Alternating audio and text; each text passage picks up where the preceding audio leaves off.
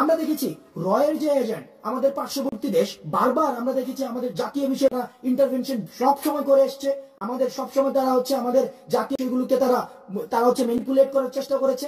তারা আমাদেরটাকে তারা একটি মানে তাদের নিজেদের দেশের একটি রাজ্য সবসময় কল্পনা করে এসেছে, অর্থাৎ আমাদের সার্বভৌমত্বকে তারা সবসময় শঙ্কার মধ্যে ফেলতে চেয়েছে। সাম্প্রদায়িক হামলাগুলো হচ্ছে, সম্পদ বিনষ্ট হচ্ছে, গণভবনে হামলা হচ্ছে, এগুলো বাংলাদেশকে পিছিয়ে দেওয়ার জন্য বৃহৎ পরিকল্পনার অংশ।